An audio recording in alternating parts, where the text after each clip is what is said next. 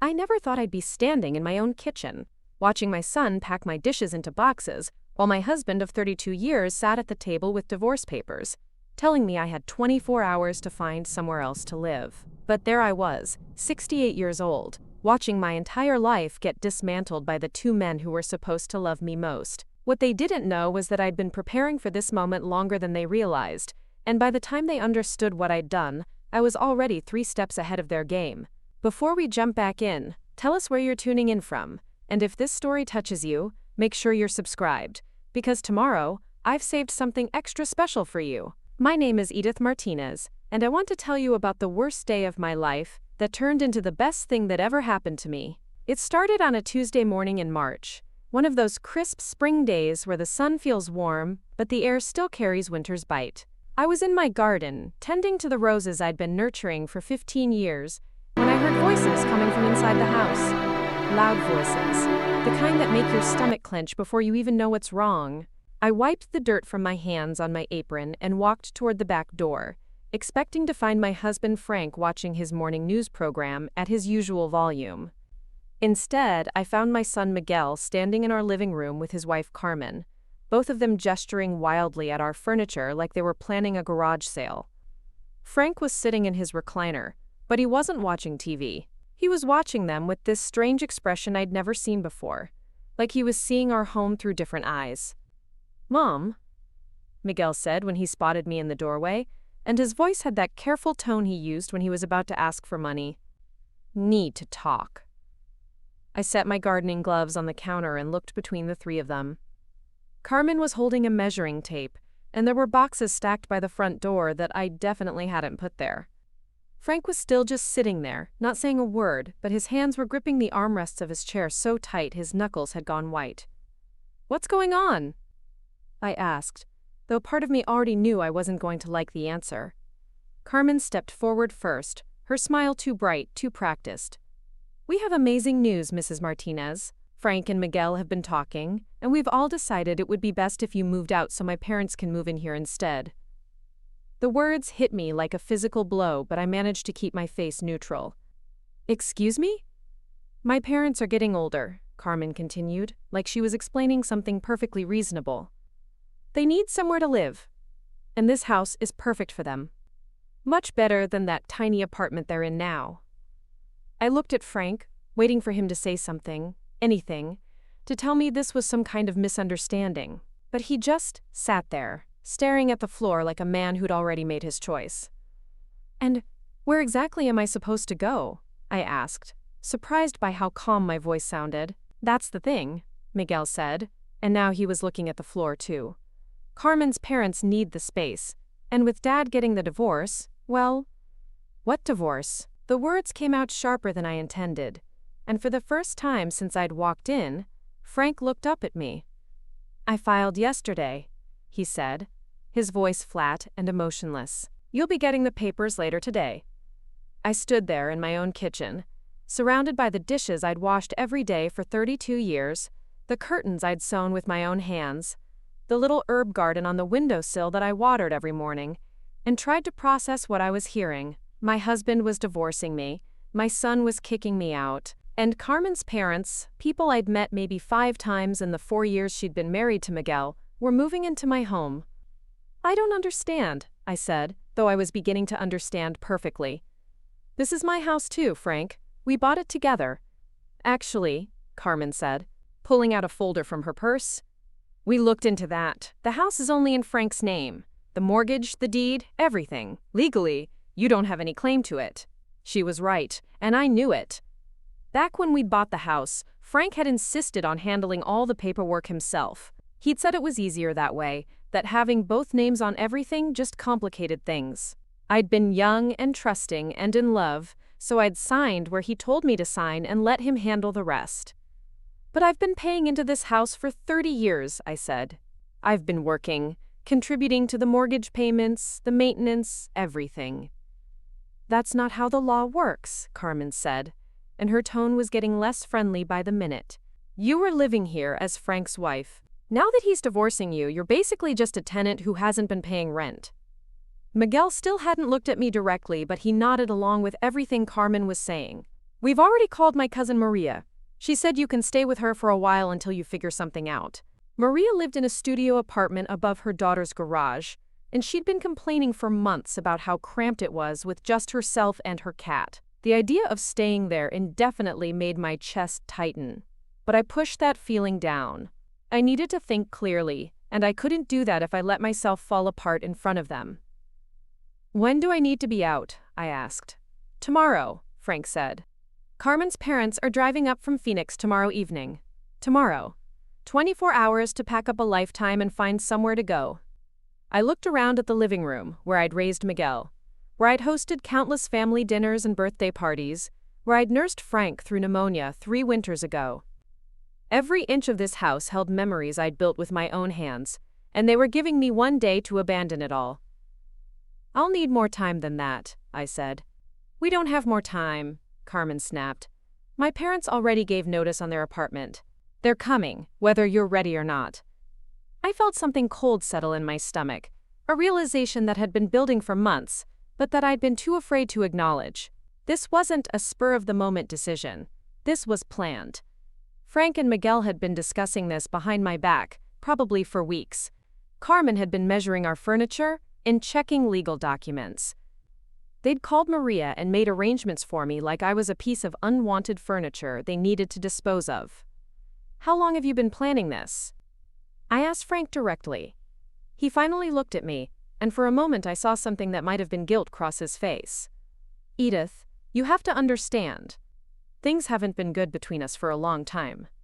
"What things? What are you talking about?" "You know what I'm talking about. We barely speak anymore. You spend all your time in that garden, or reading those books. We're like strangers living in the same house." I stared at him, remembering all the times I'd tried to start conversations that he'd shut down with grunts or one-word answers. All the evenings I'd suggested we go out or visit friends, only to be told he was too tired or too busy. All the times I'd reached for his hand, and found it limp and unresponsive in mine. "So you decided to divorce me and kick me out instead of talking to me about it?" "We're talking about it now," he said, like that made any difference. Carmen was back to measuring things, this time the space between the couch and the coffee table. Miguel was stacking my photo albums in one of the boxes, not even looking at the pictures as he packed away decades of family memories. "I'm going to need my things," I said. "Of course," Carmen said without looking up from her measuring tape. "You can take your clothes and personal items. But the furniture stays. My parents will need it. My furniture. The dining room set I'd saved for 6 months to buy. The rocking chair where I'd nursed Miguel as a baby. The bookshelf Frank had built for me on our 10th anniversary. They were..." Preparing and narrating this story took us a lot of time. So if you are enjoying it, subscribe to our channel. It means a lot to us. Now, back to the story. Keeping everything and giving me 24 hours to disappear. I walked to the kitchen and poured myself a glass of water, my hands surprisingly steady. Through the window I could see my roses blooming in the garden, the first buds of spring opening up to the sun. I'd planted those roses after Miguel graduated high school, thinking Frank and I would have decades to enjoy them together. Now I was looking at them for what might be the last time. "I'll need to make some phone calls," I said, coming back to the living room. "Of course," Miguel said, finally looking at me. "And Mom, I want you to know this isn't personal. It's just what makes the most sense for everyone." Everyone except me, I thought, but I didn't say it. Instead, I nodded and walked to my bedroom, closing the door behind me. I sat on the edge of the bed I'd shared with Frank for 32 years and tried to process what had just happened. In the span of 10 minutes, I'd lost my husband, my home, and my son's respect. I was about to become homeless at 68 years old, with no legal claim to anything I'd helped build. But as I sat there in the quiet, something interesting happened. Instead of the crushing despair I'd expected to feel, I felt something else entirely: clarity. For the first time in months, maybe years, I could see the situation exactly as it was. Frank didn't want to be married to me anymore, and instead of having an adult conversation about it, he'd conspired with Miguel and Carmen to blindside me. They'd done their research, checked the legal angles, and planned this whole thing without giving me a chance to prepare or respond. They thought they were dealing with a helpless old woman who would cry and beg, and eventually shuffle off to Maria's garage apartment without causing any trouble. They thought 32 years of marriage and 28 years of motherhood had left me broken and dependent. They thought wrong. I opened my bedside drawer and pulled out my address book, the one I'd been keeping updated for decades. I had friends they didn't know about, resources they'd never bothered to ask about, and a network of people who actually cared about me. Frank and Miguel had been so busy planning my exit that they'd forgotten to consider what I might be planning in return. I picked up the phone and dialed the first number on my list. Rosa? It's Edith. I need to ask you about something, and I need you to keep it between us for now. Rosa had been my closest friend since we'd worked together at the elementary school 15 years ago. She'd retired the same year I did, and we'd kept in touch through book club and weekly coffee dates. More importantly, Rosa had been through her own divorce 10 years earlier, and she'd learned things about legal rights and financial protection that I was about to need. "What's going on, Mija?" she asked, and I could hear the concern in her voice. "Frank filed for divorce yesterday. Miguel and Carmen are kicking me out tomorrow so Carmen's parents can move in." There was a long pause on the other end of the line. "Are you kidding me?" "I wish I were." "Those bastards. Both of them. What do you need?" I smiled for the first time all day. "I need to know what my options are. And I need to know them fast. Hang up and call David Restrepo right now. He's the lawyer who handled my divorce. Tell him I sent you and that it's an emergency. He'll see you today." "Rosa, I don't know if I can afford a lawyer." "You can't afford not to have one. Trust me on this. Call him now, and then call me back. We're gonna figure this out." I hung up and dialed the number Rosa had given me. David Restrepo answered on the second ring, and when I explained the situation, he told me to come to his office immediately. "Don't sign anything," he said. "Don't agree to anything. Don't let them pressure you into making any decisions until we've talked." I hung up and looked around my bedroom, really looked at it for the first time in years. The dresser where I kept my jewelry. The closet full of clothes I'd bought with my own money from my own job.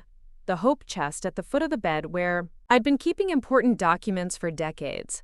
They thought they could just sweep me out like dust, but they had no idea what I was capable of. I grabbed my purse and my car keys and headed for the door. Frank was still in his recliner, and Miguel and Carmen were still packing my life into boxes. "Where are you going?" Frank asked. "To run some errands," I said calmly. "I'll be back later." "Don't take too long," Carmen called after me. "We have a lot to do before tomorrow." I walked out to my car, started the engine, and drove away from the house where I'd lived for 32 years. But instead of feeling sad or scared, I felt something I hadn't experienced in a long time. I felt powerful. They'd made their move. And now it was time for me to make mine. David Restrepo's office was in a small building downtown, wedged between a coffee shop and a vintage clothing store. He was younger than I'd expected, maybe 45, with graying hair and kind eyes behind wire-rimmed glasses. He listened to my story without interrupting, taking notes on a yellow legal pad. "They're moving fast," he said when I finished. "That's usually a sign that they know they're doing something wrong." "What are my options?" "More than you think. First, let's talk about the house. You said you've been contributing to the mortgage payments?" "For 30 years. I worked as a teacher's aide until I retired, and every paycheck went into our joint account. Frank paid the bills from that account." "Do you have records of those deposits?" "Bank statements going back decades. I keep everything." He smiled. "Good. In New Mexico, we have community property laws. Even if the house is only in Frank's name, you're entitled to half of any equity that was built up during the marriage using marital funds." "What does that mean exactly?" "It means Frank can't just kick you out. You have a legal claim to the property, and if he wants to divorce you, he's going to have to buy out your share or sell the house and split the proceeds." I felt a flutter of hope in my chest. "So I don't have to leave tomorrow?" "Absolutely not. In fact, I'd advise you not to leave at all. If you move out voluntarily, it becomes much harder to claim your rights to the property later." But Carmen's parents are coming tomorrow. That's Frank's problem, not yours. You have every right to be in that house until this divorce is finalized and property division is settled. I thought about Frank's face when I'd walked in that morning, the way he'd been sitting there like a man who'd already made his decision. What if he tries to force me out? He can't, and if he tries, call the police. You're a legal resident of that property, and he can't just change the locks or throw your belongings out. What about Miguel? He's been helping Carmen plan this whole thing. David's expression hardened. Miguel doesn't have any legal standing here. This is between you and Frank. Your son can have opinions, but he can't make decisions about your living situation. I felt something loosening in my chest, like a knot that had been pulled tight for months was finally starting to unravel. What do I do next? We file a response to the divorce petition immediately. We also file for temporary orders to prevent Frank from disposing of any marital assets or changing any financial accounts. And we start gathering documentation of every contribution you've made to the household over the past 32 years. How long will this take? Depends on how reasonable Frank wants to be. If he's willing to negotiate fairly, we could have this settled in a few months. If he wants to fight, David shrugged, could take a year or more. And I can stay in the house during all of this? You can stay in the house. It's your home too, Edith. Don't let anyone tell you otherwise. I left David's office feeling like I'd been carrying a heavy weight that I didn't even know was there until it was lifted. Frank and Miguel had been counting on me being passive, on me accepting their decision without question. They'd been counting on me being the same woman who'd signed documents without reading them 30 years ago. But I wasn't that woman anymore. I'd raised a son, built a career, survived my parents' deaths and my sister's cancer, and dozens of other crises that had taught me I was stronger than I looked. Frank and Miguel had forgotten that. They'd seen an aging woman and assumed she was helpless. They were about to learn how wrong they were. I drove to the bank and requested copies of all our account statements for the past 5 years. Then I went to the courthouse and looked up the property records for our house. Then I stopped by the school district office and got copies of all my employment records. By the time I was done, I had a thick folder of documents proving exactly how much I'd contributed to our life together. It was after 5 when I finally drove home. Carmen's car was still in the driveway, and I could see boxes stacked on the front porch. They'd been packing all day, assuming I'd come back defeated and ready to comply with their timeline. I walked into the house and found all 3 of them in the kitchen, eating dinner off paper plates. Frank looked up when I came in, and I could see the question in his eyes. "Where have you been?" he asked. "I had some business to take care of," I said, setting my purse on the counter. "We need to talk." "We already talked," Carmen said. "There's nothing left to discuss. Actually, there is." I looked directly at Frank. "I'm not leaving tomorrow. I'm not leaving at all until this divorce is finalized and we've settled the property division." Frank's face went pale. "Edith, we already discussed this." "No, you and Miguel discussed this. You never asked me what I wanted or what I was willing to accept. You just assumed I'd go along with whatever you decided." "Mom, be reasonable," Miguel said. "Carmen's parents are coming tomorrow. They've already given notice on their apartment." "Then you'll need to find them somewhere else to stay," I said calmly, "because I'm not leaving my home." Carmen stood up so fast her chair scraped against the floor. "You can't do this. Frank is divorcing you. You don't have any rights here." "Actually, I do." I pulled out one of the documents David had given me. This is a copy of New Mexico's community property laws. Despite what you might think, I'm entitled to half of everything we built during this marriage, including this house. I watched Frank's face as he read over the document. I could see the moment he realized that his plan wasn't going to work the way he'd thought. "You hired a lawyer," he said. "I hired a lawyer," I confirmed. "And tomorrow he's filing a response to your divorce petition, along with a motion for temporary orders. You won't be able to sell this house or dispose of any other assets until we reach a settlement." "This is ridiculous," Carmen said. "You're just being spiteful." "I'm protecting my rights," I said. Something I should have done a long time ago. Miguel was looking back and forth between me and Frank like he was watching a tennis match. "Mom, you're making this way more complicated than it needs to be." "Miguel, I want you to listen to me very carefully. I turned to face him fully. I am your mother. I gave birth to you, raised you, paid for your education, and loved you unconditionally for 28 years. But I am not your property. I am not someone you can just move around to make your life more convenient. I never said you were.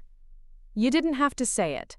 You've been treating me like I'm an inconvenience that needs to be managed, like I'm some burden you inherited instead of the woman who sacrificed everything to give you a good life. Miguel's face flushed red. That's not fair. What's not fair is planning to kick me out of my home without even discussing it with me first. What's not fair is assuming I'd just accept whatever you decided without question. Frank is the one who wants the divorce, Miguel said. I'm just trying to help. You're helping your wife's family at my expense. There's a difference. Carmen was still standing, her hands clenched into fists at her sides. Fine. You want to make this ugly? We'll make it ugly. But don't expect Miguel to choose you over his own family. I'm not asking him to choose anyone, I said. I'm just asking him to remember that I'm his family too. I walked to my bedroom and started unpacking the boxes they'd filled with my belongings. Every item I put back in its place felt like a small victory, a reclaiming of space they'd tried to take from me. Frank appeared in the doorway after a few minutes, looking older than I'd ever seen him. Edith, you're making this harder than it has to be. For who? For you? For Carmen's parents? I'm the one who's about to lose everything, Frank. I'm the one who's going to have to start over at 68 years old. Don't talk to me about making things hard. We could have worked something out. We could have worked something out if you'd talked to me before you made your decision. But you didn't. You went behind my back, filed for divorce, and planned to have me out of here before I even knew what was happening. I didn't know how to tell you. You didn't want to tell me. There's a difference. He stood there for a long moment, watching me hang my clothes back in the closet. What happens now? Now we do this the legal way. We divide our assets fairly, and we both move on with our lives. And Carmen's parents? That's your problem to solve. You made promises you can't keep. You'll have to figure out how to fix that. He left without saying anything else, and I heard him talking to Miguel and Carmen in hushed, urgent tones. I didn't care what they were planning. I had David Restrepo on my side now, and I had the law on my side. More importantly, I had something I'd forgotten I possessed: the willingness to fight for myself. I finished unpacking and then called Rosa to update her on what had happened. I'm proud of you, she said. It takes courage to stand up to family. I just wish it hadn't come to this. Sometimes it has to come to this before people start taking you seriously. Frank and Miguel have been treating you like you're invisible. Now they know you're not. That night, I lay in my bed listening to the sounds of the house settling around me. Frank was sleeping in the guest room, and I could hear Miguel and Carmen talking in low voices in the living room. They were probably trying to figure out how to get around the legal obstacles I'd put in their path. But I wasn't worried anymore. For the first time in months, I felt like I had some control over my own life. I'd spent 32 years making Frank's life easier, making Miguel's life better, putting their needs ahead of my own. I'd been so focused on being a good wife and mother that I'd forgotten I was also a person with rights and dignity and the power to make my own choices. Tomorrow, Carmen's parents would arrive expecting to move into my house. They'd find me still here, still claiming my space, still refusing to be erased. Frank would have to explain to them that his plan had fallen apart, that his wife wasn't as powerless as he'd thought. And Miguel would have to decide whether he wanted to keep supporting a scheme that was designed to hurt his own mother, or whether he wanted to remember that families are supposed to protect each other, not conspire against each other.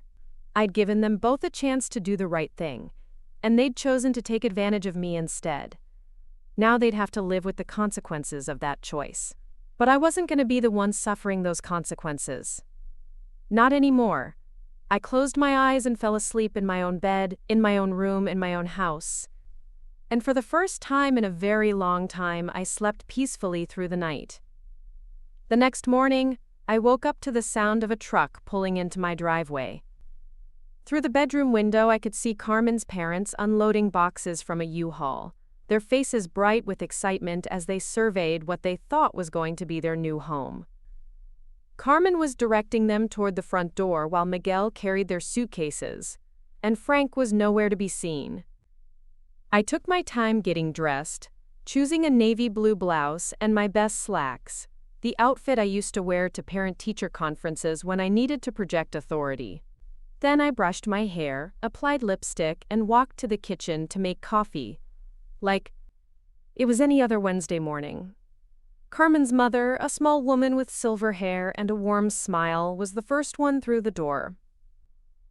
She looked around the living room with obvious delight, taking in the hardwood floors and the bay window where my reading chair sat bathed in morning sunlight. "Oh, this is even more beautiful than in the pictures," she said to Carmen in Spanish, not realizing I understood every word. "The kitchen is perfect for hosting the grandchildren." Carmen's father followed behind her, a stocky man with calloused hands who immediately started examining the walls and checking the electrical outlets like he was planning renovations. They moved through my space with the confidence of people who believed it already belonged to them. "Mom, Dad, this is Edith," Carmen said when she noticed me standing in the kitchen doorway. "Frank's wife." "Former wife," Carmen's mother corrected gently, extending her hand to me. "I'm Sofia Delgado, and this is my husband Roberto. We're so grateful you're letting us take over the lease." I shook her hand and smiled politely. "Actually, Mrs. Delgado, there's been a misunderstanding. I'm not moving out." The silence that followed was thick enough to cut.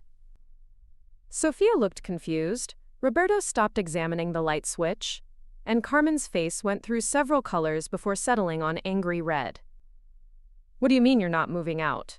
Carmen demanded. "I mean exactly what I said. This is my home and I'm staying in it." Miguel appeared in the doorway carrying 2 more suitcases, took one look at the tension in the room, and set them down heavily. "Mom, we talked about this yesterday." "No, Miguel, you talked. I listened. But I never agreed to anything."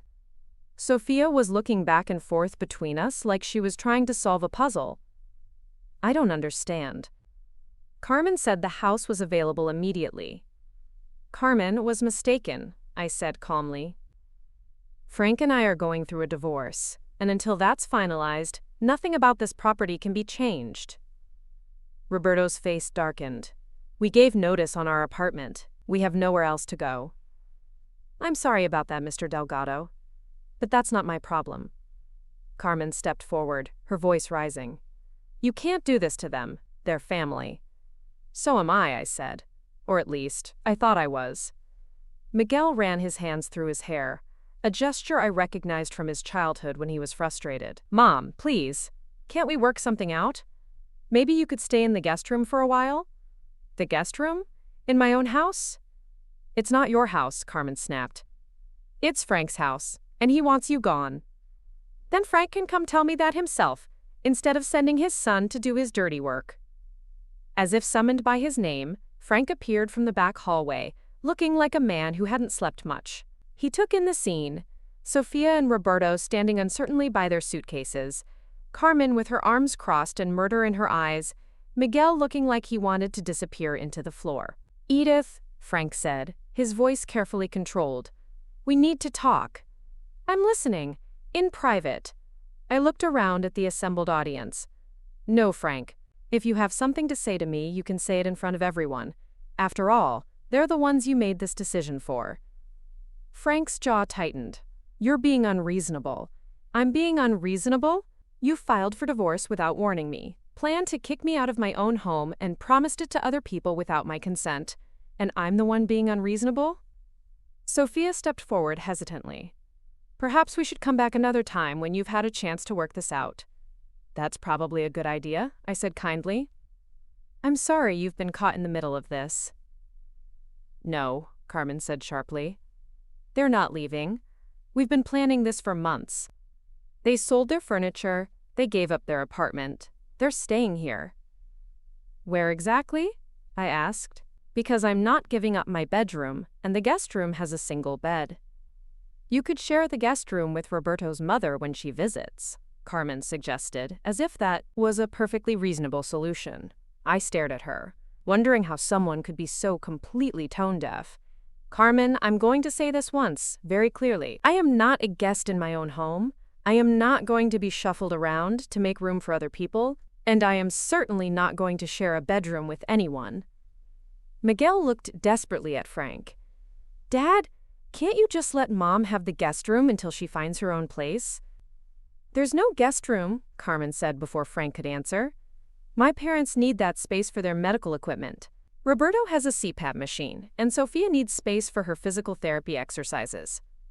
Then maybe they should find a place that's better suited to their needs, I suggested. Roberto spoke up for the first time since the introductions. We can't afford our own place anymore.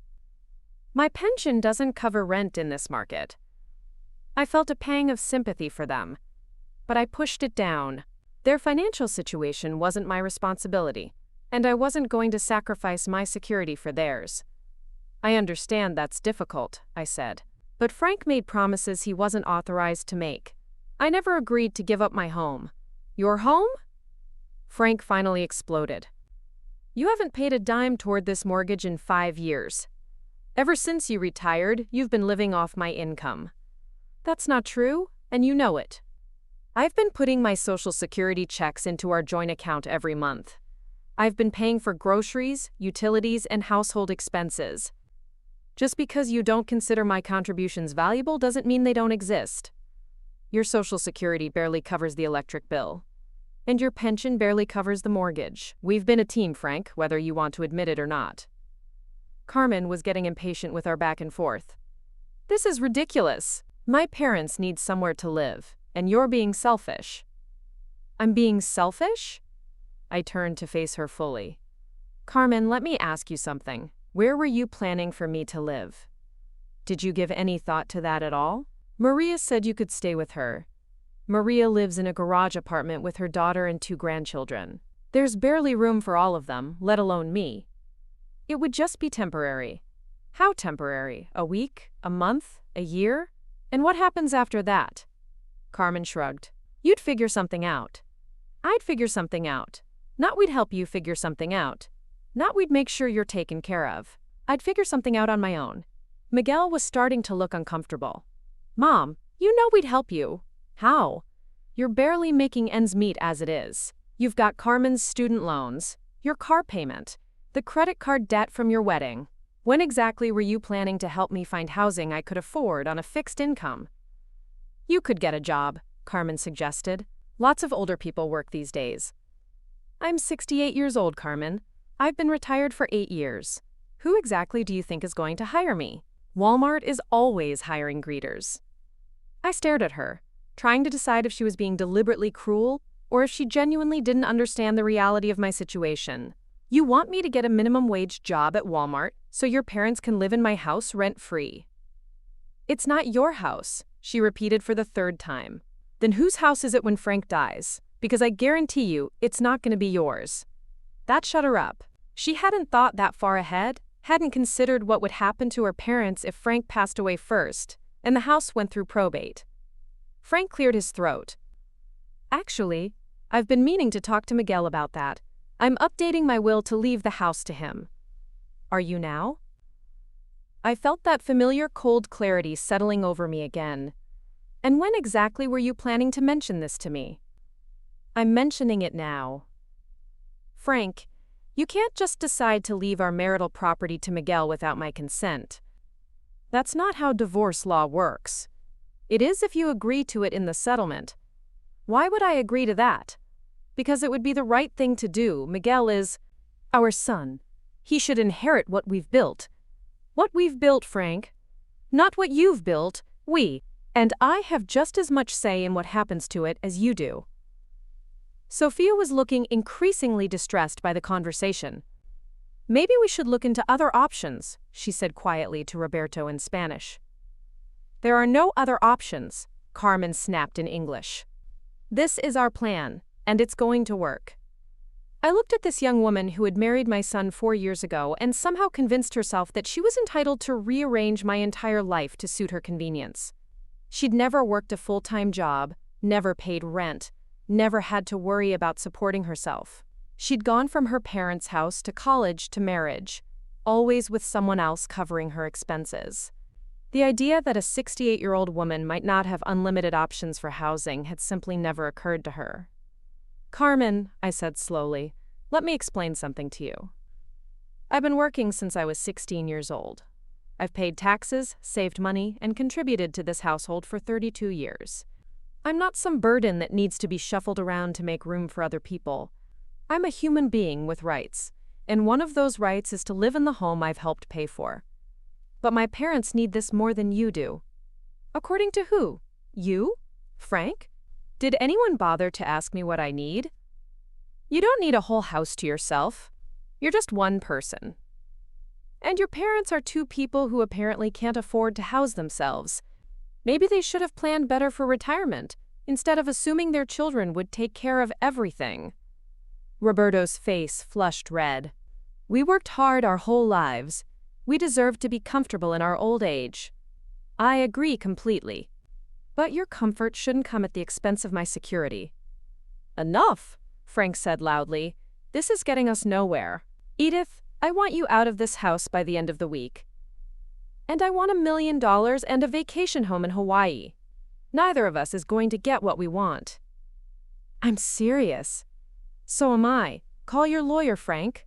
Have him explain to you why you can't kick me out of my own home without a court order." Frank's face went pale. "You really hired a lawyer. I really hired a lawyer. And this afternoon, he's filing papers that will prevent you from making any major decisions about our joint assets without my consent." Miguel looked confused. "What does that mean?" "It means your father can't sell this house, empty our bank accounts, or give away our property until the divorce is finalized, and we've reached a settlement agreement." "How long will that take?" Sophia asked nervously. "Depends on how reasonable Frank wants to be," I said, echoing what David had told me. "Could be a few months. Could be a year or more." Carmen's face had gone from red to white. "My parents can't wait that long. They need somewhere to live now." "Then maybe you and Miguel should figure out how to help them, instead of expecting me to sacrifice my home for theirs." "We can't afford to support them," Miguel protested. "And I can't afford to be homeless, so we're at an impasse." Frank was pacing now, running his hands through his thinning hair. "There has to be a solution here." "There is," I said.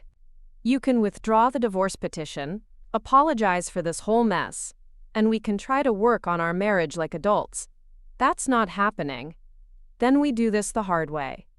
Miguel was looking more and more uncomfortable as the reality of the situation sank in. "Mom, what if we helped you find a nice apartment, somewhere with a pool and activities for seniors?" "With what money, Miguel? Do you have any idea what senior housing costs these days? Do you know what my monthly income is?" He looked embarrassed. "Not exactly. I get $1,200 a month from Social Security. Rent for a decent one-bedroom apartment in this city starts at $800. That leaves me $400 for food, utilities, transportation, medical expenses, and everything else. Does that sound like enough to you?" Miguel was quiet for a long moment. "I didn't realize it was so little.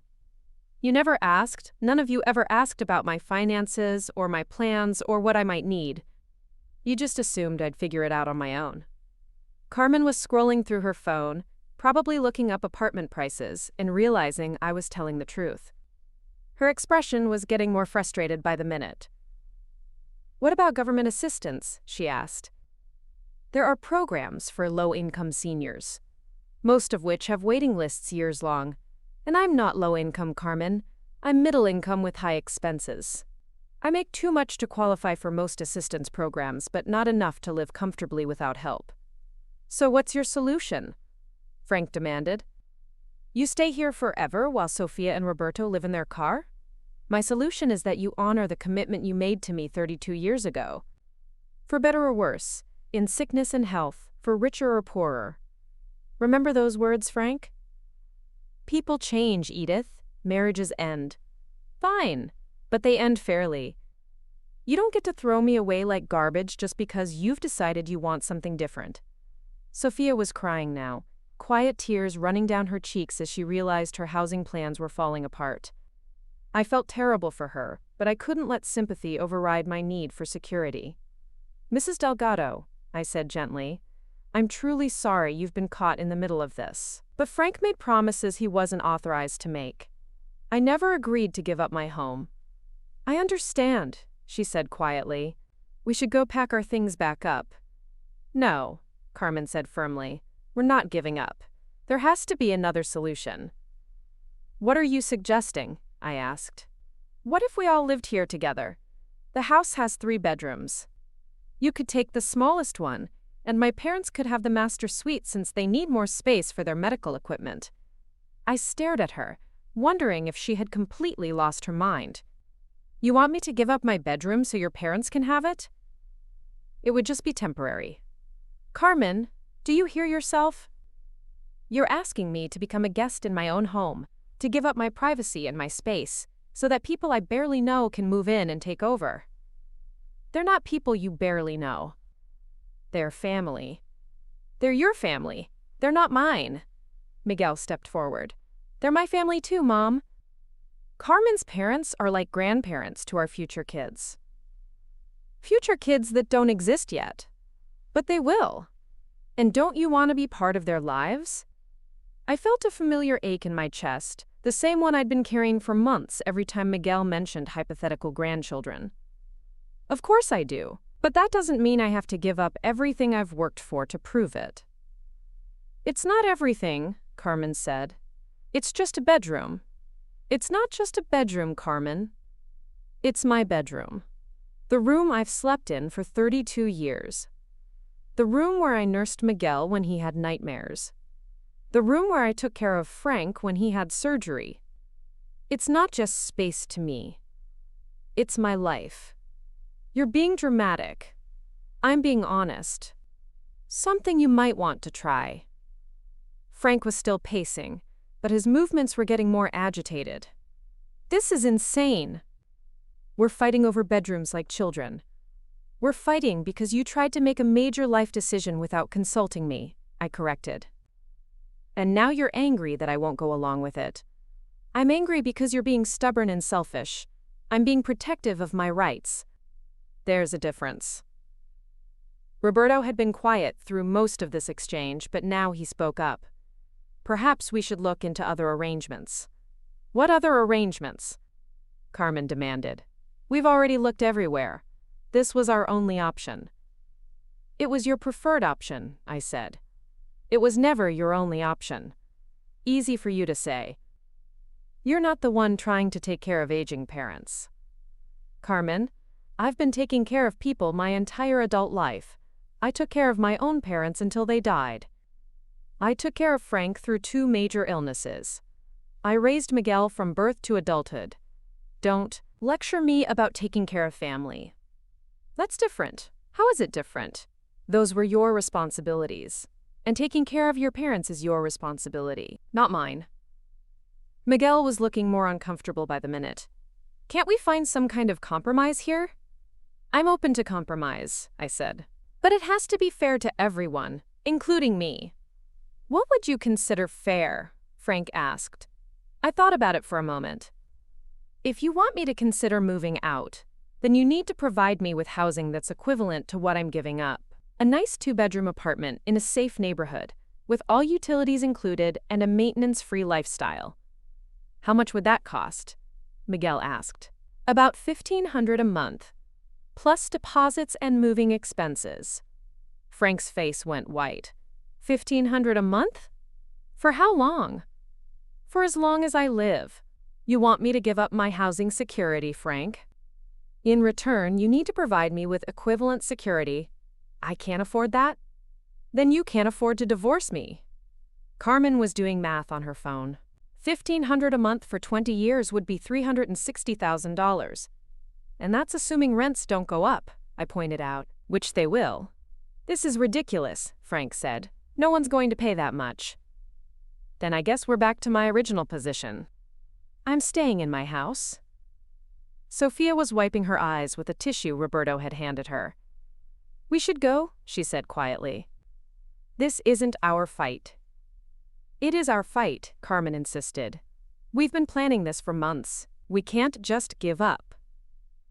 Carmen, Miguel said carefully, maybe we need to look at other options. What other options? Your mother is being completely unreasonable. I'm being realistic, I corrected. You're the one who made plans based on assumptions instead of facts. Frank stopped pacing and turned to face me directly. Fine. You want to play hardball? We'll play hardball. I'll make sure you get the minimum the law requires and not a penny more. That's your choice, Frank. But remember, the minimum the law requires for me is probably a lot more than you think, especially after 32 years of marriage. We'll see about that. Yes, we will. Roberto picked up one of the suitcases. Sophia, let's go. We'll figure something else out. Where will you go? Carmen asked desperately. We'll find a motel for now, Roberto said. Until we can make other arrangements. You can't stay in a motel indefinitely. You don't have that kind of money. We'll manage, Sophia said firmly. We've managed before. I watched them prepare to leave and felt a stab of guilt. These were decent people who'd been caught up in Frank and Carmen's poor planning. But I couldn't sacrifice my own security to fix their problems. Mrs. Delgado, I said as they headed toward the door. I really am sorry this didn't work out the way you were expecting. She turned back to me with a sad smile. It's not your fault, dear. We should have known better than to trust promises that seemed too good to be true. That comment hit Frank like a slap. His face flushed red, but he didn't say anything. After Sophia and Roberto left, the house felt different. The energy was heavier, more tense. Miguel was sitting on the couch with his head in his hands. Carmen was standing by the window with her arms crossed, and Frank was still pacing. Now what? Carmen asked. Now you deal with the consequences of your poor planning, I said. And I go call my lawyer to update him on this morning's events. You're enjoying this, Carmen accused. You like seeing my parents suffer. I don't enjoy anyone's suffering, Carmen. But I'm not going to sacrifice my well-being to prevent theirs. They're old and vulnerable. So am I. You have options. No, I don't. That's what you never understood. I don't have family money to fall back on. I don't have children who are financially stable enough to support me. I don't have a safety net. This house is my safety net. Miguel looked up from the couch. Mom, I want you to know that I never meant for it to go this way. How did you think it was? Gonna go, Miguel? Did you really believe I'd just pack up and leave without question? I thought you'd understand that Carmen's parents needed help. I do understand that. What I don't understand is why their need for help means I have to give up my home. Because you're family, Carmen said. Family helps each other. You're right, I said. Family does help each other. So why aren't you helping your parents find a solution that doesn't involve displacing someone else? Carmen didn't have an answer for that. I left them sitting in my living room and went to my bedroom to call David Restrepo. He listened to my account of the morning's events with professional interest. How are you feeling about all this? He asked when I finished. Angry, sad, but also determined. They really thought they could just steamroll over me. People often underestimate older women, he said. They see gray hair and assume helplessness. Well, they're learning otherwise. Good. I'm filing your paperwork this afternoon. By tomorrow, Frank won't be able to make any major financial decisions without court approval. What happens next? We wait for him to respond to our filing.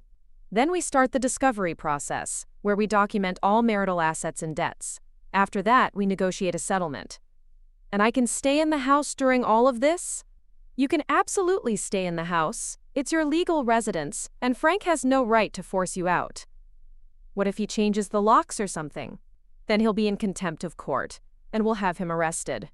I promise you, Edith, you're in a much stronger position than they want you to believe. After I hung up with David, I sat on my bed and looked around the room that Carmen had wanted me to give up. The dresser, where I kept my jewelry and important papers, the closet full of clothes I'd accumulated over decades, the bedside table where I kept my reading glasses, and the book I was currently working through. These weren't just possessions.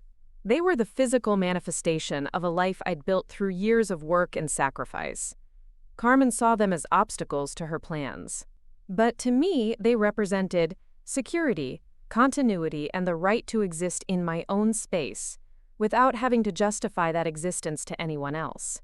Frank appeared in the doorway, looking deflated. "Edith, we need to find a way to work this out." "I agree.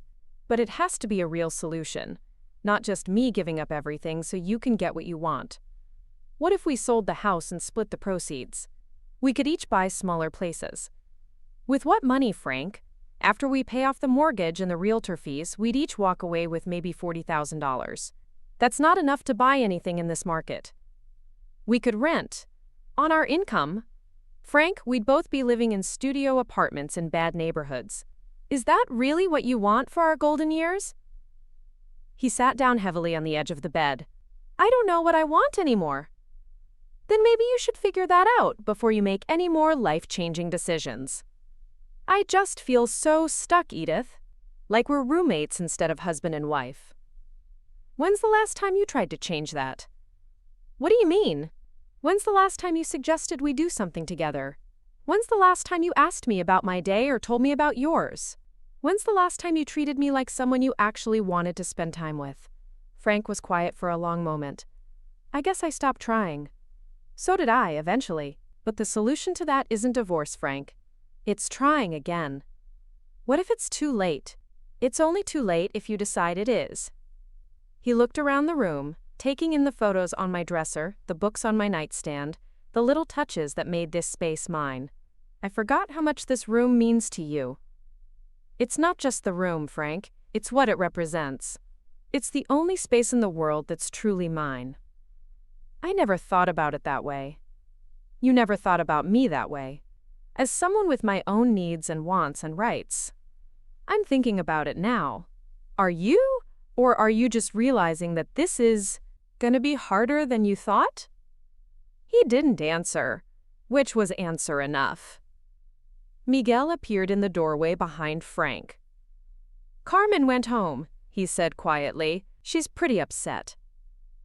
"I imagine she is," I said. "Her plans didn't work out the way she expected." "Mom, I want you to know that I never wanted to hurt you. But you were willing to hurt me if it meant helping Carmen's family. I thought you'd be okay. I thought you'd find somewhere else to live and it would all work out." "Miguel, I'm 68 years old. I don't have unlimited options for starting over. This house isn't just where I live. It's my financial security, my stability, my safety net. Taking it away from me isn't just an inconvenience. It's devastating." "I didn't think about it like that." "No, you didn't. You thought about what Carmen wanted and what would make your life easier. You didn't think about what it would do to mine." Miguel sat down in the chair by my dresser, the same chair where I used to sit and read to him when he was little. "What can I do to fix this? You can stop trying to kick me out of my own home. You can remember that I'm your mother, not your problem to solve. And you can start thinking about what's fair for everyone involved, not just what's convenient for Carmen. What if we helped you find a really nice place, somewhere you'd actually want to live?" "Miguel, there is no place I'd rather live than here. This is my home. I chose it, I've maintained it, I've made it mine. Why would I want to give that up?" "But if Carmen's parents can't find anywhere else to go, then Carmen and her parents need to figure out another solution, one that doesn't involve displacing me." Frank stood up slowly. "I'm going to call my lawyer," he said. "See what he says about all this." "You do that," I said. "And while you're at it, ask him to explain why you can't just give away marital property without your wife's consent." After they both left, I sat alone in my bedroom and thought about how much my life had changed in just 2 days. On Monday morning, I'd been a wife and mother going about my normal routine. By Wednesday afternoon, I was a woman fighting for her right to exist in her own space. But something had shifted inside me during this fight. For years, I'd been deferring to Frank's decisions, accommodating Miguel's requests, making myself smaller to make their lives easier. I'd gotten so used to being accommodating that I'd almost forgotten I had the right to say no. Now I was remembering. I was remembering that I was a person with rights and needs, and the power to protect myself. I was remembering that love doesn't mean letting people walk all over you, and family doesn't mean sacrificing everything for other people's convenience. It felt strange, but also liberating. For the first time in years, I was putting myself first. And despite the conflict it was causing, it felt like the right thing to do. My phone rang, interrupting my thoughts. It was Rosa. "How did it go this morning?" she asked. Carmen's parents showed up expecting to move in. I told them I wasn't going anywhere. "Good for you. How did they take it?" "About as well as you'd expect." Carmen's furious, Miguel's confused, and Frank's starting to realize he's in over his head. "And how are you feeling?" "Stronger than I have in years," I said, and realized it was true. I forgot what it felt like to stand up for myself. It's a good feeling, isn't it? It is. Scary, but good. The first time is always the hardest, Rosa said. After that, it gets easier. I hope so. Because I have a feeling this is just the beginning. 3 weeks later, I was sitting in David Restrepo's office reviewing a stack of financial documents when he looked up from his notes with a grim expression. We'd been going through bank statements, property records, and investment accounts, building a complete picture of everything Frank and I had accumulated during our marriage. What we discovered was worse than I'd imagined. "Edith, I need to ask you about some withdrawals from your joint savings account," David said, sliding up, seeing withdrawals of $5,000, $8,000, and $12,000 that I didn't remember making. "I don't know anything about these. They were all made with Frank's debit card. Did he mention any major expenses or investments?" I shook my head, feeling a cold knot forming in my stomach. "He handles most of the banking.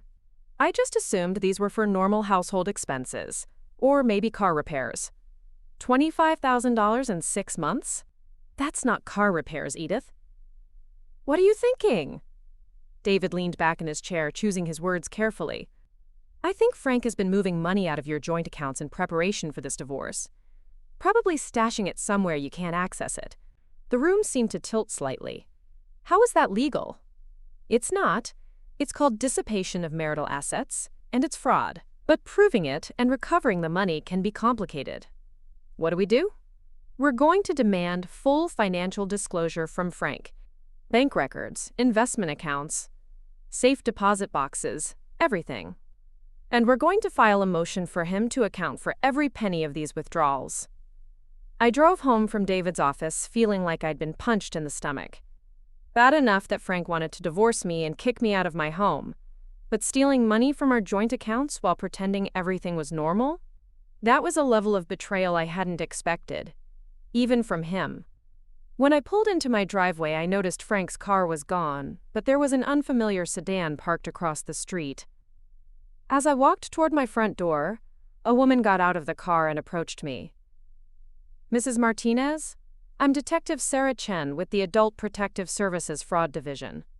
Could I speak with you for a few minutes?" My heart started racing. "What's this about?" "We received a complaint alleging that you're being financially exploited by family members. I need to ask you some questions about your living situation and financial arrangements." I unlocked my front door and invited her in, wondering who could have filed such a complaint. Detective Chen was a small, serious woman in her 40s who took notes while I explained the situation with Frank, Miguel, and Carmen. "So your husband filed for divorce and tried to have you removed from the home without your consent?" she asked. "That's right. He also promised the house to my daughter-in-law's parents without telling me." "And you've hired an attorney to protect your interests?" "Yes." "David Restrepo." Detective Chen nodded approvingly. "Good choice. He's one of the best elder law attorneys in the state. What about your finances? Have you noticed any unusual activity in your accounts?" I told her about the withdrawals David had discovered, and she made more notes. "Mrs. Martinez, someone filed a complaint claiming that you were being coerced into making poor financial decisions. Based on what you're telling me, it sounds like the opposite is true. Who filed the complaint?" "I can't tell you that, but I can tell you that the person seemed very concerned about your mental capacity and your ability to make rational decisions about your living situation." I felt a flash of anger. "Let me guess. They suggested I might be suffering from dementia or some other cognitive impairment? How did you know?" "Because that's exactly the kind of thing my daughter-in-law would say to get me declared incompetent." Detective Chen closed her notebook. "Mrs. Martinez, I've been doing this job for 12 years, and I can tell when someone is being taken advantage of. In your case, it sounds like you're the one who needs protection from your family, not the other way around. What happens now? I'm going to file a report stating that the complaint appears to be unfounded and potentially retaliatory. I'm also going to recommend that our financial crimes unit take a look at those bank account withdrawals. After Detective Chen left, I called David to update him on this latest development. He was quiet for a long moment after I finished explaining. Edith, I think Carmen and Frank are escalating their tactics. Filing a false APS report is serious business. What does that mean for me? It means they're getting desperate. And desperate people make mistakes. But it also means you need to be very careful about what you say and do for the next few weeks. Careful how? Document everything. Keep receipts for all your purchases. Take pictures of your home to show you're maintaining it properly. Don't give them any ammunition they can use against you. That evening, Frank came home looking haggard and defeated. He'd been staying at Miguel's house since the confrontation with Carmen's parents, only stopping by to pick up clothes or check the mail. But tonight he seemed different, less confident than he'd been in weeks. We need to talk, he said, settling into his recliner like he was afraid I might throw him out. I'm listening. Detective Chen came to see me today, asked me about the money I've been taking out of our savings. And what did you tell her? The truth, that I was moving it to a separate account because I thought you might try to hide assets during the divorce. I stared at him. You thought I might hide assets? Frank, I didn't even know we were getting divorced until 3 weeks ago. When exactly was I supposed to have hidden anything? I was just being cautious. You were being dishonest. There's a difference. Frank ran his hands through his hair, a gesture that reminded me of Miguel when he was in trouble. The detective said I need to return the money to our joint account within 48 hours, or she'll recommend criminal charges. Good. Edith, I never meant for things to get this complicated. What did you mean for Frank? You filed for divorce without warning me, tried to kick me out of my home, promised it to other people, and stole money from our joint accounts. What part of that wasn't supposed to be complicated? I just wanted us both to be able to move on with our lives. No, you wanted to move on with your life. You didn't care what happened to mine. Frank was quiet for a long moment, staring at his hands. Carmen's parents are staying in a motel. They can't afford it much longer. That's not my problem. Miguel's been calling me every day, begging me to find a solution. Then find one that doesn't involve destroying my life. What if we worked out a different arrangement? What if Carmen's parents just stayed in the guest room temporarily? I looked at him like he'd lost his mind. Frank, we've been through this. I'm not giving up my home to accommodate people I barely know. But they're family now. They're Carmen's family, not mine. Carmen is Miguel's wife. That makes her family. Carmen has been trying to get me declared mentally incompetent so she can take control of my assets. Does that sound like family behavior to you? Frank's face went pale. She wouldn't do that. She filed a false report with Adult Protective Services claiming I was being financially exploited. The detective told me so herself. Maybe she was just concerned about you. Concerned about me? Or concerned about getting access to this house? Frank didn't answer, which told me everything I needed to know. Miguel called an hour later, his voice tight with stress. Mom, we need to figure this out. Carmen's parents are running out of money for the motel. Miguel, I've told you repeatedly that I'm not leaving my home. I don't know how to make it any clearer. But they have nowhere else to go. Then you and Carmen need to help them find somewhere. Get them into subsidized senior housing. Help them apply for assistance programs. Find them a room to rent. There are options that don't involve displacing me. Those programs have waiting lists. Then they should have applied months ago instead of assuming they could just move into my house. Mom, please. Can't you just consider sharing the space, temporarily? No, Miguel. I cannot and will not consider turning my home into a boarding house for Carmen's family. You're being impossible. I'm being protective of my rights. If that seems impossible to you, maybe you should examine why you think I don't deserve to have rights. Miguel was quiet for a moment. That's not what I think. Then start acting like it. Stop treating me like an obstacle to Carmen's plans, and start treating me like your mother who deserves your support. I am supporting you. By trying to convince me to give up my home? That's not support, Miguel. That's manipulation. After I hung up, I sat in my living room and looked around at the space I was fighting so hard to keep. The furniture Frank and I had chosen together. The family photos documenting Miguel's childhood. The little touches that made this house feel like home. For the first time, I allowed myself to imagine what it would be like to lose all of this. To pack up my belongings and move to some small apartment where I'd be starting over at 68. To give up my garden, my neighborhood, my sense of belonging somewhere. The thought made my chest tight with panic. This wasn't just about stubbornness or spite. This was about survival. This house represented everything I'd worked for. Everything I'd built. Everything that gave my life stability and meaning. Without it, I'd be just another displaced older woman with limited income and no safety net. I called Rosa and asked if she could come over.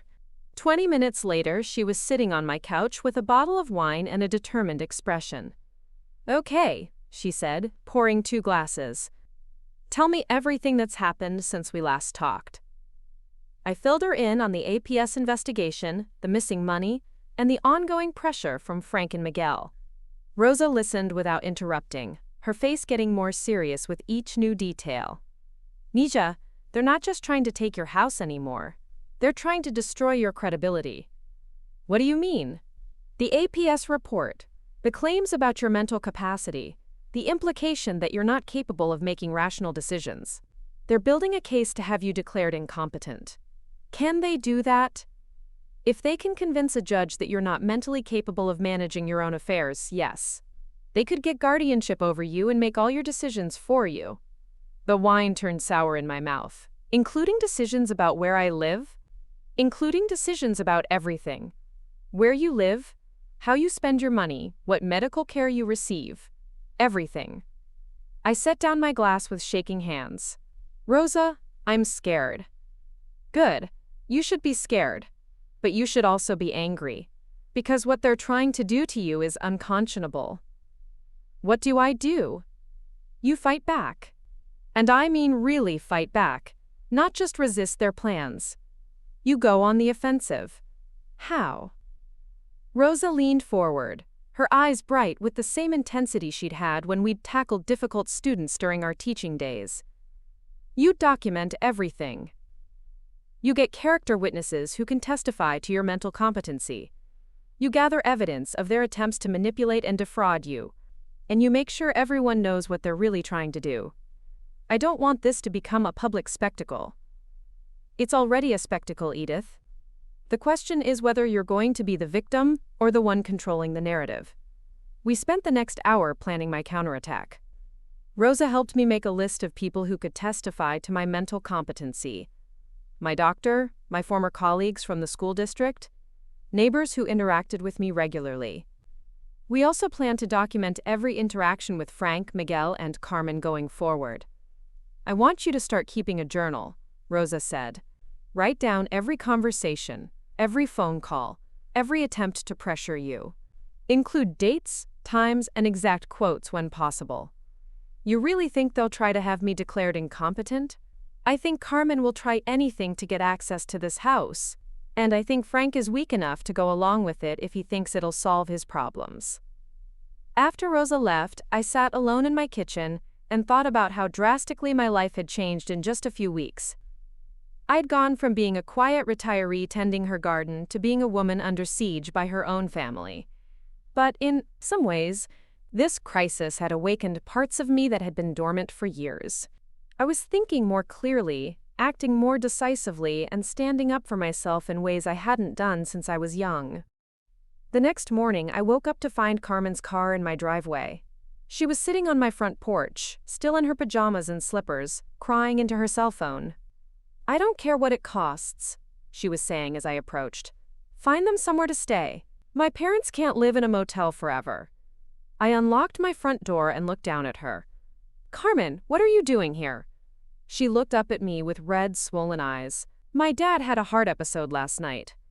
They're in the emergency room." Despite everything that had happened between us, I felt a stab of genuine concern. "Is he okay?" "The doctors think it was just stress and exhaustion, but they want to keep him for observation." My mom is a wreck. I'm sorry to hear that. Carmen wiped her nose with a tissue. This is all your fault. Excuse me? If you'd just let them move in like we planned, none of this would have happened. The stress of living in a motel and not knowing where they're going to end up is what caused his heart problems. I stared at her, amazed at her ability to twist the situation. Carmen, your father's health problems are not my responsibility. You could have prevented this. By giving up my home? Carmen, do you hear yourself? You're blaming me for your father's heart condition because I won't let you kick me out of my own house. You're being selfish. I'm being protective of my rights. If that seems selfish to you, maybe you need to examine your own motivations. Carmen stood up, her face flushed with anger. I hope you're happy. My father might die because of your stubbornness. Your father is in the hospital because he's been under stress. But that stress isn't my fault. It's the result of poor planning on your part. We had a plan, you ruined it. You had a plan that involved stealing my home. I stopped it. There's a difference. Carmen got in her car and drove away without another word, but I could see her on her phone as she pulled out of my driveway. 20 minutes later, Miguel called. Mom, Carmen's dad is in the hospital. She says you refused to help. Miguel, I expressed sympathy for Roberto's condition, but I'm not responsible for it. You could have offered to let them stay here temporarily while he recovers. No, I couldn't have. And the fact that you think I should shows how little you understand my situation. It would just be for a few days. Miguel, do you remember what happened the last time Carmen's parents came here? They showed up with moving trucks expecting to take over permanently. Do you really think this would be any different? Carmen's scared and upset. Her dad could have died. I understand that. But her fear and upset don't give her the right to my home. You're being heartless. I'm being realistic. Miguel, if I let them stay here now, even temporarily, Carmen will never let them leave. She'll use her father's health as an excuse to make the arrangement permanent. Miguel was quiet for a moment. You really don't trust any of us, do you? Miguel, in the past month, your wife has tried to have me declared mentally incompetent. Your father has stolen money from our joint accounts, and you've repeatedly tried to pressure me into giving up my home. What exactly have you done to earn my trust? We're your family. You're people who happen to be related to me. But family is supposed to love and protect each other. What you've been doing isn't love. It's exploitation. After I hung up, I called David to update him on the latest developments. He listened to my account with professional interest. Edith, I want you to be very careful about any offers of temporary arrangements. You're right to be suspicious. You think they'd use Roberto's health problems to manipulate me? I think they'd use anything they could to get what they want. And once Carmen's parents are in your house, getting them out legally could take months. Even if it was supposed to be temporary? Especially if it was supposed to be temporary. They could claim they're there as your caregivers, or that you invited them and then forgot because of mental health issues. The burden of proof would be on you to show they don't belong there. The thought sent a chill down my spine. So what do I do? You stick to your position. No temporary arrangements, no exceptions, no matter what emotional pressure they apply. That afternoon, Frank came home with Miguel and a man I didn't recognize. They stood in my living room with serious expressions while Frank made introductions. Edith, this is Dr. Patel. He's a geriatric psychiatrist. We asked him to come evaluate your mental state. I looked at the three men standing in my living room like they had every right to be there. I didn't ask for an evaluation, and I don't consent to one. Dr. Patel stepped forward with a professional smile. Mrs. Martinez, your family is concerned about some of the decisions you've been making lately. They think it would be helpful to have an objective assessment of your cognitive function. My cognitive function is fine. What's not fine is my family trying to have me declared incompetent so they can steal my home. No one's trying to steal anything, Miguel said. We just want to make sure you're thinking clearly. I'm thinking very clearly. Clear enough to know that this is an ambush. Dr. Patel opened his briefcase and pulled out some forms. The evaluation is completely voluntary, but it would help put everyone's minds at ease. Doctor, let me ask you something. If someone filed for divorce without warning their spouse, tried to kick them out of their home, stole money from their joint accounts, and then brought in a psychiatrist to question their mental capacity when they refused to comply, what would you call that? Dr. Patel looked uncomfortable.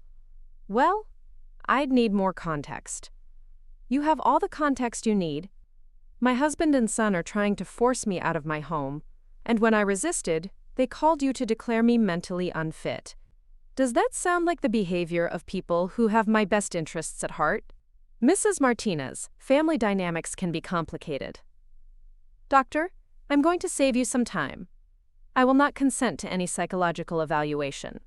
I will not answer your questions or participate in your tests. And if you don't leave my house right now, I'm calling the police. Frank stepped forward. Edith, you're being unreasonable.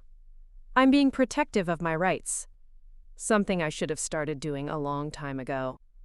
Dr. Patel was packing up his forms, clearly uncomfortable with the situation. Perhaps we could reschedule when emotions aren't running so high. Doctor, there will be no rescheduling. I don't need a psychological evaluation, and I don't consent to one.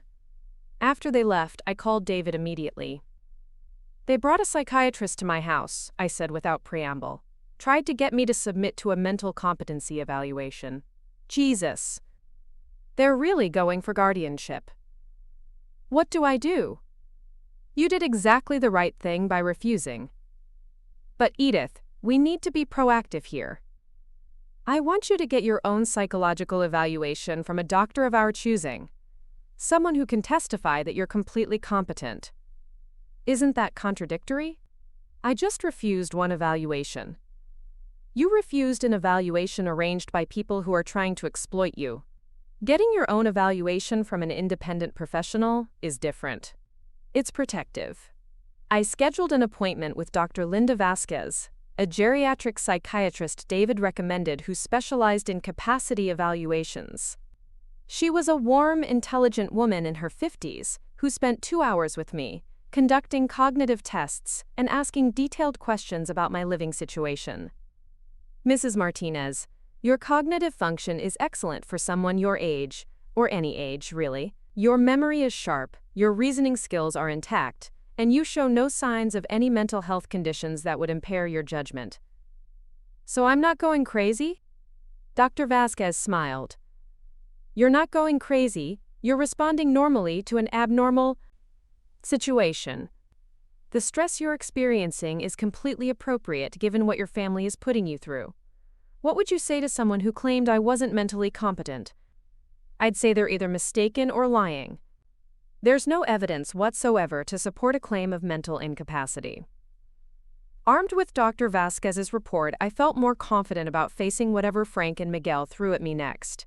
But I also realized that their willingness to bring in a psychiatrist meant they were serious about pursuing guardianship. This wasn't just about the house anymore. They were trying to take control of my entire life. That evening, I was working in my garden when my neighbor Mrs. Patterson came over to chat. She was a retired nurse in her 70s who'd lived next door for 15 years. Edith, I hope you don't mind me asking, but is everything all right? I've noticed a lot of activity at your house lately. I explained the situation in general terms, and Mrs. Patterson's face grew more concerned with each detail. That's terrible, she said. You know, if you ever need someone to testify about your mental state, I'd be happy to help.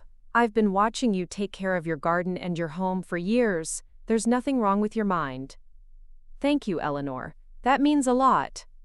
I mean it. What they're trying to do is elder abuse, pure and simple. Don't let them get away with it. After Eleanor left, I sat among my roses and thought about how this crisis had revealed who my real allies were. Rosa, David, Dr. Vasquez, even Eleanor Patterson. People who saw me as a person deserving of respect and protection.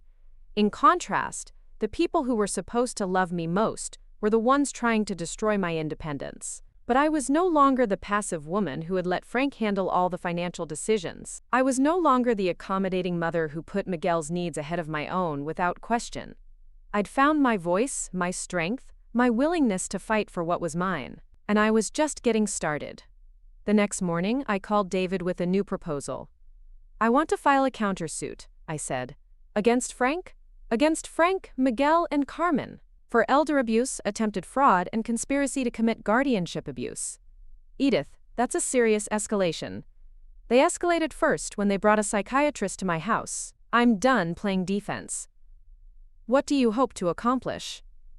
I want to make it clear that I'm not some helpless old woman they can manipulate and exploit. I want consequences for their behavior.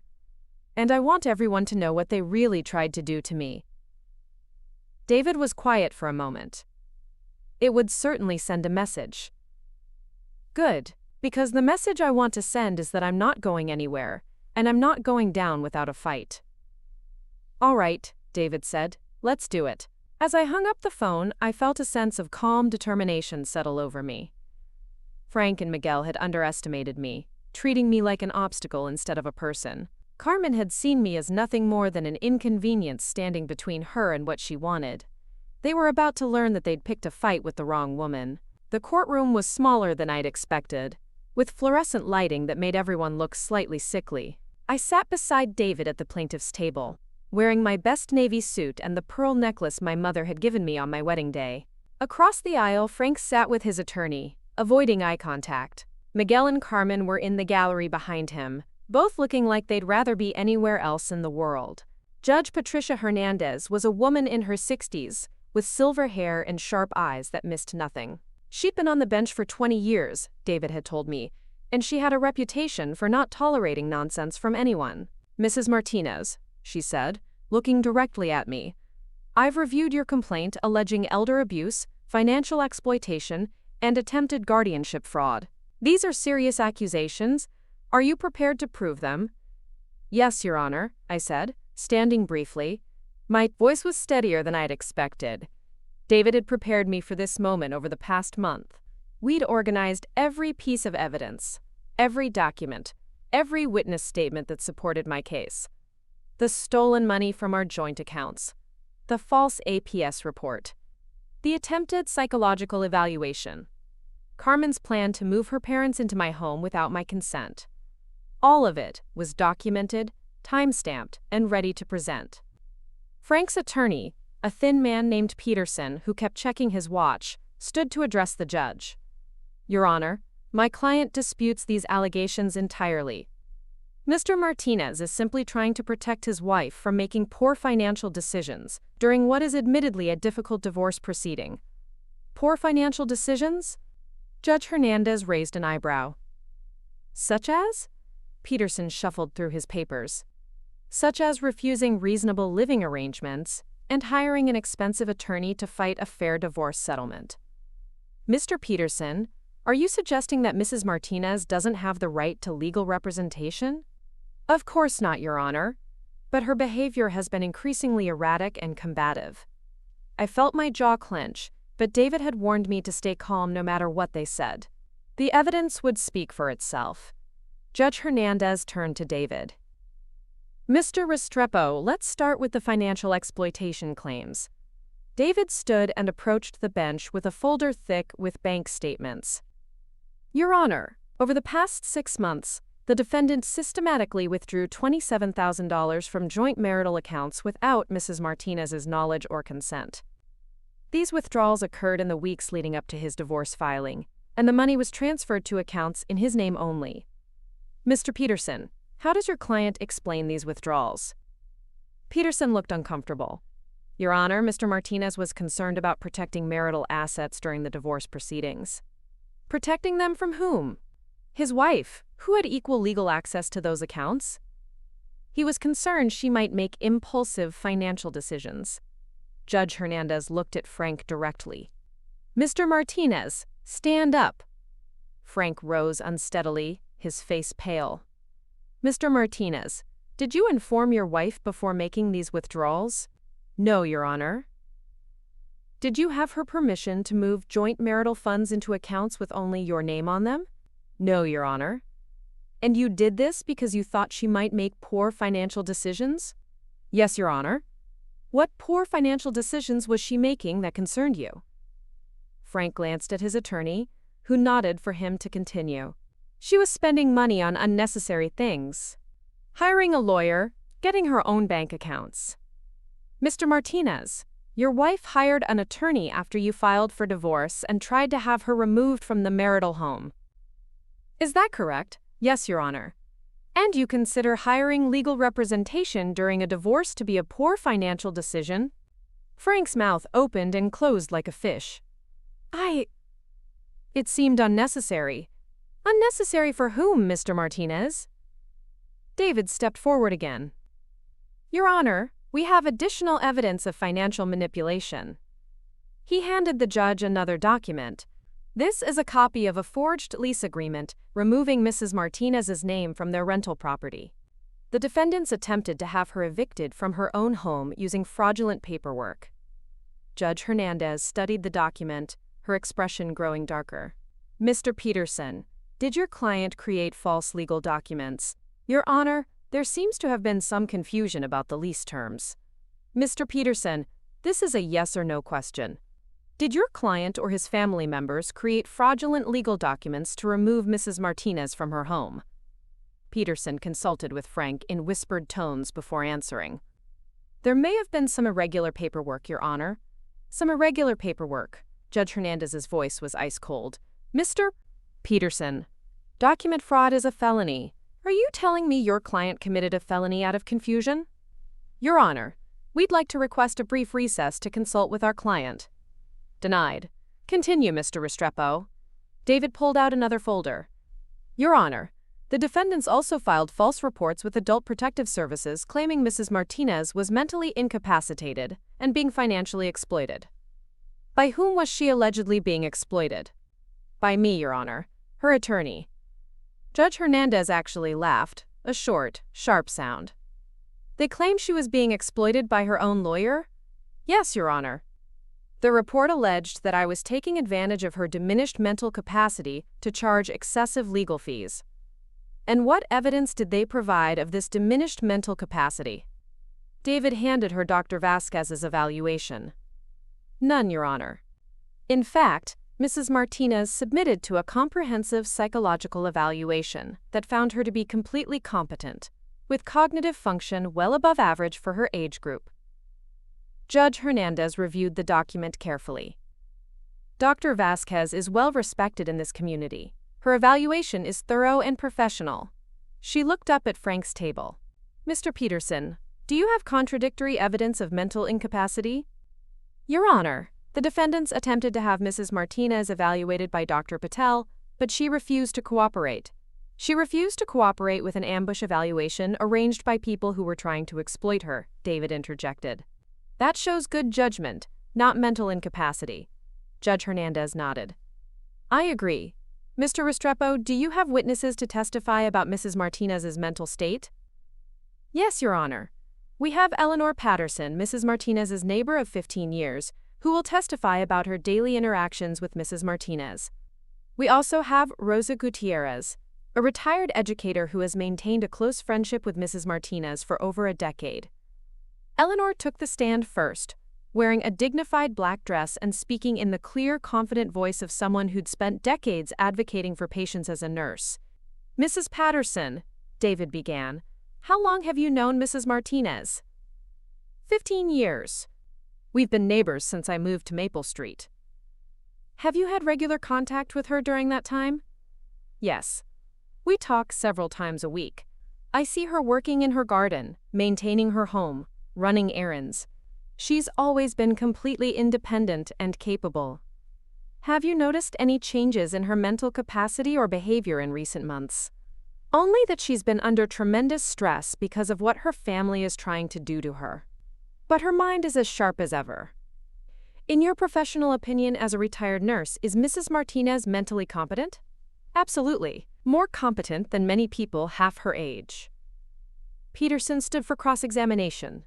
Mrs. Patterson, aren't you just Mrs. Martinez's friend? Don't you have a bias in her favor? Eleanor's eyes flashed. Young man, I spent 40 years as a nurse evaluating people's mental and physical condition. I know the difference between friendship and professional assessment.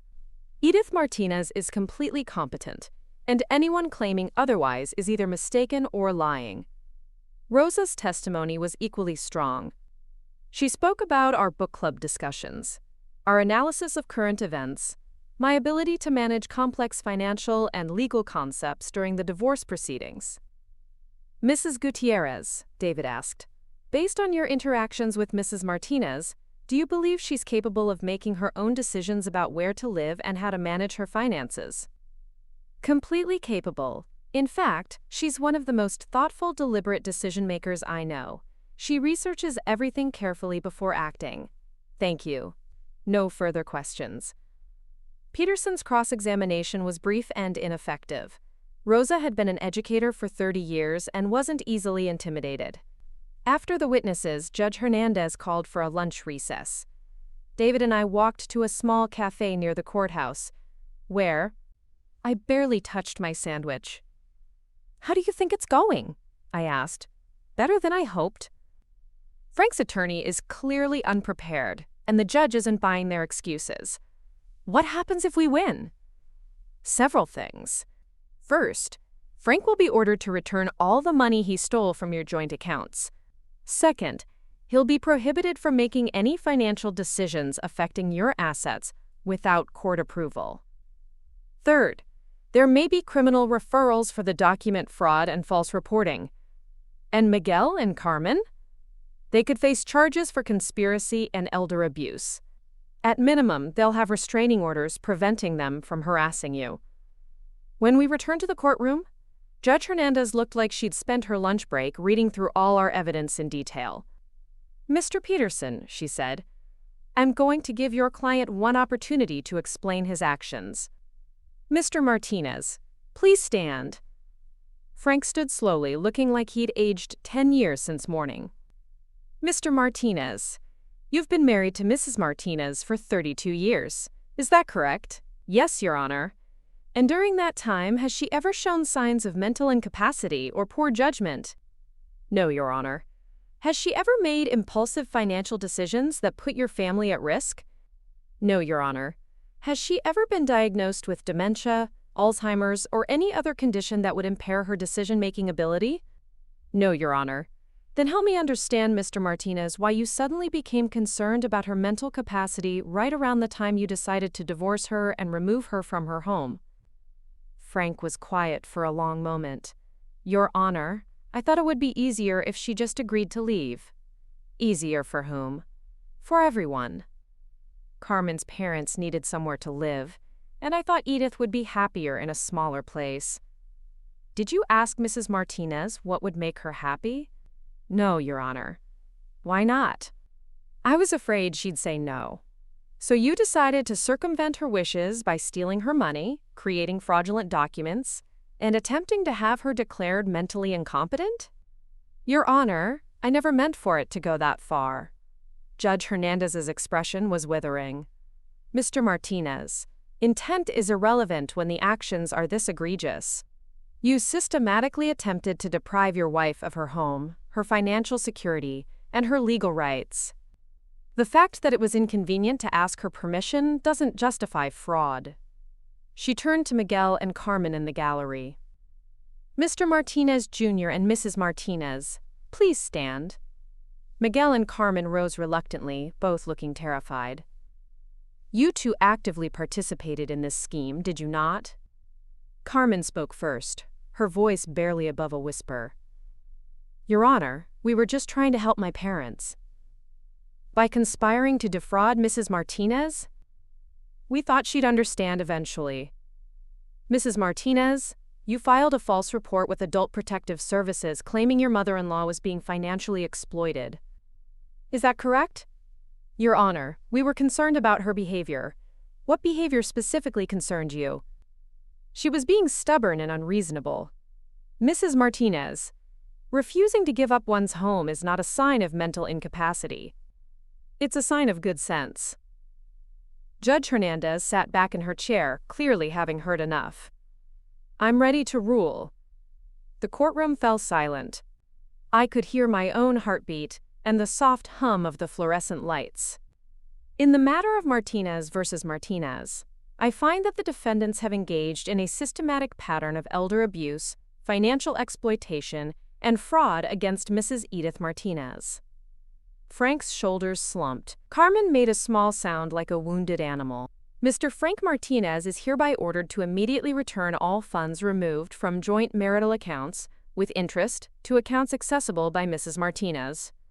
He is further prohibited from making any financial decisions affecting marital property without court approval and Mrs. Martinez's written consent. The lease fraud and false APS reports constitute criminal behavior, and I am referring this matter to the District Attorney's Office for potential prosecution. Mr. Miguel Martinez and Mrs. Carmen Martinez are hereby enjoined from contacting Mrs. Martinez except through legal counsel, from entering her property, and from making any further false reports about her mental or physical condition. Furthermore, Mrs. Martinez is awarded full legal fees and costs, to be paid by the defendants jointly and severally. I felt tears of relief running down my cheeks, but I kept my expression composed. Finally, Judge Hernandez continued, I want to address something that has troubled me throughout these proceedings. Mrs. Martinez, you are clearly an intelligent, capable woman who has been victimized by people who should have been protecting you. The court recognizes your strength in standing up for yourself against overwhelming family pressure. She looked directly at Frank, Miguel, and Carmen. As for the three of you, your behavior has been reprehensible. Elder abuse is one of the most cowardly crimes imaginable, made worse by the fact that you targeted someone who loved and trusted you. You should be ashamed of yourselves. Court is adjourned. As people filed out of the courtroom, I sat for a moment in the sudden quiet. David was packing up his papers, smiling for the first time all day. Congratulations, he said. You won completely. What happens now? Now Frank has to return your money, all contact goes through lawyers, and you get to go home and live your life in peace. Outside the courthouse, Frank approached me hesitantly. Miguel and Carmen hung back by their car, both looking like they wanted to disappear. Edith, Frank said quietly, I want you to know I'm sorry. I never meant for things to get this ugly. I looked at this man I'd been married to for 32 years, seeing clearly for the first time how little he'd actually respected me. Frank, you meant for me to disappear quietly so you could give my home to other people. The only thing you're sorry about is that it didn't work. That's not true. It is true. You never once asked me what I wanted. You never considered my needs or my rights. You just decided what would be convenient for you and expected me to go along with it. I thought you'd be happier in a smaller place. No, Frank. You thought you'd be happier if I wasn't in your way anymore. Frank's face crumpled slightly. What happens to us now? That's up to you. You filed for divorce, remember? If you want to continue with that, my lawyer will negotiate a fair settlement. If you want to try to repair our marriage, we'd need counseling and a lot of work to rebuild trust. Do you think we could ever get past this? I considered the question seriously. I don't know, Frank. You tried to steal my money, my home, and my independence. You brought strangers into my house to evaluate my mental capacity because I wouldn't comply with your plans. That's not the behavior of someone who loves and respects their partner. I was confused and scared about the future. So was I, Frank. But I didn't respond by trying to destroy your life. Frank nodded slowly, tears in his eyes. I know. I screwed up everything. Yes, you did. Miguel approached us cautiously, looking younger than his 28 years. Mom, I want to apologize too. Miguel, you're my son and I love you. But you participated in a scheme to have me declared mentally incompetent so you could steal my home. That's not something you apologize for and move on from. I know. I just got caught up in Carmen's plans and stopped thinking about what was right. You stopped thinking about me as a person. You started seeing me as an obstacle to what Carmen wanted. Miguel's face flushed red. I never meant to hurt you. But you were willing to hurt me if it made your life easier. That's what hurts the most, Miguel. Not that you made a mistake, but that you were willing to sacrifice my well-being for your convenience. What can I do to make it right? I looked at my son, this man I'd raised from birth, who'd just spent months trying to destroy my life. I don't know if you can make it right. Miguel. Trust, once broken this badly, doesn't just heal because you say you're sorry. Does that mean you don't want me in your life anymore? It means I need time to figure out who you really are. The Miguel the First raised would never have done what you did. So either I was wrong about who you were, or you've changed into someone I don't recognize." Carmen had been standing by their car during this conversation, but now she approached with her chin raised defiantly. "I'm not going to apologize," she said. "My parents needed help and you refused to provide it. I did what I had to do to protect my family." I stared at her, amazed at her complete lack of self-awareness. "Carmen, you tried to have me declared mentally incompetent so you could steal my home. You filed false police reports, you participated in document fraud. And you think you're the victim here? My parents are elderly and needed somewhere to live. Your parents are adults who should have planned for their retirement instead of expecting other people to solve their problems. You're heartless. I'm realistic. Carmen, you're 26 years old and you've never supported yourself for a single day. You went from your parents' house to college to marriage, always with someone else paying your bills. You have no idea what it's like to worry about housing security or financial stability. That's not true. It is true. And because you've never had to take care of yourself, you assumed it would be easy for me to start over at 68 with limited income. You thought I was disposable." Carmen's face was red with anger. "I think you're a selfish old woman who cares more about her house than her family. And I think you're a spoiled child who's never learned that other people matter too." The difference is, the judge agreed with me. Carmen stomped back to the car and Miguel followed after giving me one last apologetic look. David and I watched them drive away in silence. "How are you feeling?" he asked. "Exhausted, but also relieved, and proud of myself for fighting back." "You should be proud. What you did took tremendous courage." "I never thought I had it in me." "You did. You just needed a reason to find it." The drive home was quiet. I'd been so focused on the legal battle that I hadn't really thought about what would come after.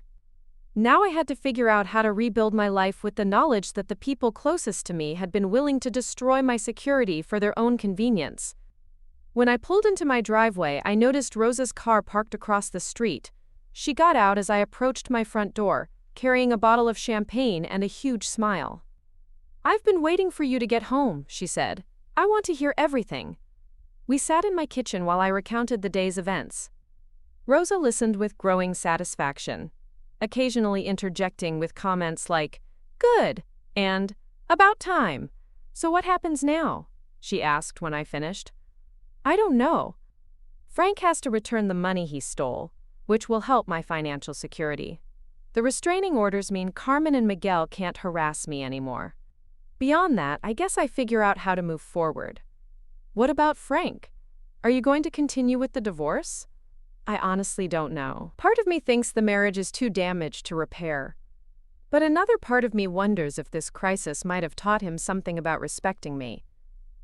"What does your gut tell you?" I thought about it carefully. "My gut tells me that Frank is genuinely sorry, but mainly because his plan failed. I'm not sure he understands why what he did was wrong." "And Miguel?" "Miguel broke my heart. I can forgive him eventually, but I'll never trust him the same way again.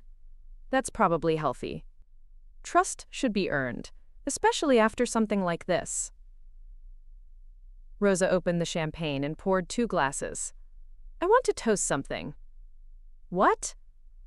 "To you finding your voice. To you refusing to be erased. To you standing up for yourself when everyone expected you to disappear quietly." We clinked glasses, and I felt a warmth that had nothing to do with the alcohol. "Rosa, can I tell you something?" "Of course.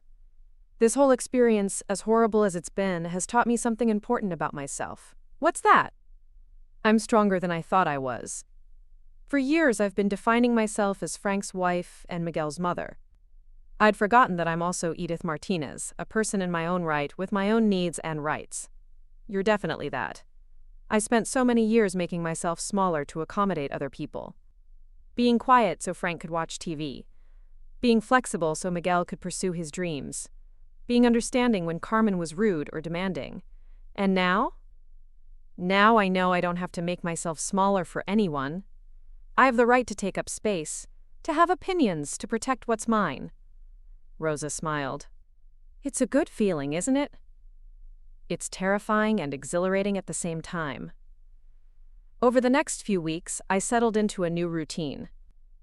Frank moved back into the guest room, and we began the awkward process of figuring out whether our marriage could be salvaged. He'd returned the stolen money as ordered, and he seemed genuinely committed to earning back my trust. I've been thinking about what the judge said. He told me one evening as we sat on the back porch, about how I never asked you what you wanted. That's true. You didn't. I realize now that I stopped seeing you as a partner somewhere along the way. I started seeing you as someone I had to take care of instead of someone I shared my life with. When do you think that changed? Frank was quiet for a long time. Maybe when you retired. You seemed so content with your garden and your books, and I guess I assumed you didn't need much from me anymore. Frank, being content doesn't mean I stopped being a person with thoughts and feelings and rights. I know that now. I just wish I'd realized it before I almost destroyed everything. We started couples counseling with a therapist named Dr. Sarah Kim, who specialized in working with older couples facing major life transitions. The sessions were difficult but productive. Frank, Dr. Kim said during one session, what do you think would have happened if you'd approached Edith as a partner instead of trying to manage her? I guess we would have talked about our living situation and figured out a solution together. And do you think that solution would have been better or worse than what actually happened? Definitely better. We probably could have found a way to help Carmen's parents without anyone having to give up their home. Such as? We could have helped them apply for subsidized housing, or helped them find a small apartment they could afford, or even let them stay in our guest room temporarily while they got back on their feet. I looked at him with surprise. You would have been willing to consider that? If we'd discussed it together, yes, but Carmen and Miguel presented it as an all-or-nothing situation. Either you moved out completely, or we couldn't help at all. Dr. Kim nodded. That's a common manipulation tactic. Creating false urgency and limited options to pressure someone into compliance. I fell for it, Frank admitted. I let them convince me that the only solution was for you to sacrifice everything. The counseling helped, but it also made clear how much work we'd need to do to rebuild our relationship. Frank had to learn to see me as an equal partner, and I had to learn to trust him again. It would take time, assuming we both decided it was worth the effort. Miguel tried to contact me several times, but the restraining order meant all communication had to go through David. Finally, I agreed to meet with him in David's office with a counselor present. Mom, Miguel said, looking haggard and years older than his age. I know I messed up. I know I hurt you in ways that might not be fixable. You participated in a scheme to have me declared mentally incompetent, Miguel. You were willing to let strangers take control of my life so Carmen could get what she wanted. I know, I hate myself for it. Hating yourself doesn't undo the damage. I know that too. But I want you to know that I've learned something about myself through all this. What's that? I learned that I'm weak. When Carmen pushes for something, I give in instead of standing up for what's right. Even when what's right means protecting my own mother. The counselor, Dr. Martinez, no relation, leaned forward. Miguel, what do you think drives that pattern? I guess I want Carmen to be happy, and it's easier to give her what she wants than to deal with her being upset. Even when what she wants hurts other people, I told myself it wouldn't really hurt Mom, that she'd adjust and find somewhere else to live and everything would work out. I felt a familiar stab of pain. Miguel, do you understand why that's so hurtful to me? Because I didn't consider your feelings? Because you were willing to sacrifice my security and happiness to avoid a difficult conversation with your wife? Miguel started crying, something I hadn't seen since he was a child. I'm so sorry, Mom. I know I don't deserve forgiveness, but I'm hoping maybe someday you'll be able to trust me again. Miguel, I love you. You're my son, and that will never change. But trust has to be earned, and it's going to take a long time to earn mine back. What can I do? You can start by figuring out why you were willing to hurt me to please Carmen. You can learn to stand up for what's right even when it's uncomfortable. And you can prove to me over time that you see me as a person who deserves respect and consideration. And Carmen? I was quiet for a long moment. Carmen showed me who she really is, Miguel. She's selfish, manipulative, and willing to destroy other people to get what she wants. I don't think I can have a relationship with someone like that. She's my wife, and that's your choice. But you'll need to decide whether you want a wife who thinks it's acceptable to abuse elderly family members, or whether you want to be part of a family that actually cares about each other. 3 months after the court hearing, I was working in my garden when Eleanor Patterson came over with a newspaper clipping. "Edith, I thought you'd want to see this," she said, handing me the article. It was from the local paper's crime section. 3 family members charged with elder abuse. The article detailed Frank, Miguel, and Carmen's prosecution for their attempts to defraud me. Carmen had been charged with filing false police reports, Miguel with conspiracy, and Frank with financial exploitation. "How do you feel about this?" Eleanor asked. "Mixed," I said honestly. "I'm glad there are consequences for what they did, but it's still my family being prosecuted." "They made their choices, dear. You just refused to be their victim." That evening, Frank brought up the newspaper article at dinner. "I deserve whatever punishment I get," he said. "But I'm worried about Miguel." "You should be. His choices have consequences." "Do you think there's any way you could ask the prosecutor to go easy on him?" I set down my fork and looked at Frank carefully.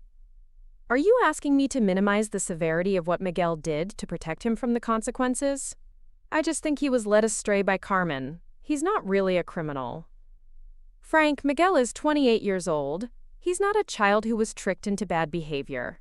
He made conscious choices to participate in fraud and elder abuse. But he's our son. And I'm your wife.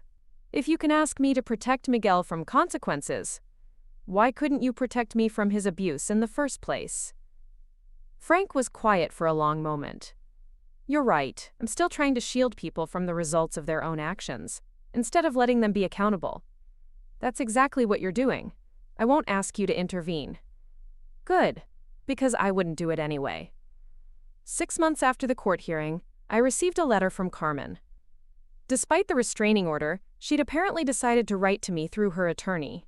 The letter was full of self-pity and blame, claiming that I'd destroyed her family and ruined her parents' lives. She insisted that she'd only been trying to help her parents and that I was vindictive and cruel for pursuing legal action. I read it once, then threw it away. Carmen still didn't understand what she'd done wrong, and she probably never would. Some people are so focused on their own wants and needs that they can't see the humanity in others. Miguel, on the other hand, had been attending counseling and seemed to be genuinely working on understanding his role in what had happened. He'd separated from Carmen after she refused to acknowledge any wrongdoing, and he was slowly rebuilding his relationship with both Frank and me. "I've been thinking about something Dr. Martinez said," he told me during one of our supervised visits. "About how I was willing to sacrifice your security to avoid conflict with Carmen. What about it? I think I've been doing that my whole life. Not just with Carmen, but with everyone. Avoiding difficult conversations by going along with whatever the strongest personality in the room wanted. That's an important realization." "It is. And I'm learning that real relationships require the ability to disagree sometimes, to stand up for what's right, even when it's uncomfortable." "How does that feel?" "Scary, but also more honest than the way I was living before." Frank and I continued counseling, making slow but steady progress. He was learning to see me as a full person, rather than someone whose needs should be secondary to everyone else's. I was learning to trust him again, though it was a gradual process. "I keep thinking about what I almost lost," he told me one evening as we sat on the porch watching the sunset.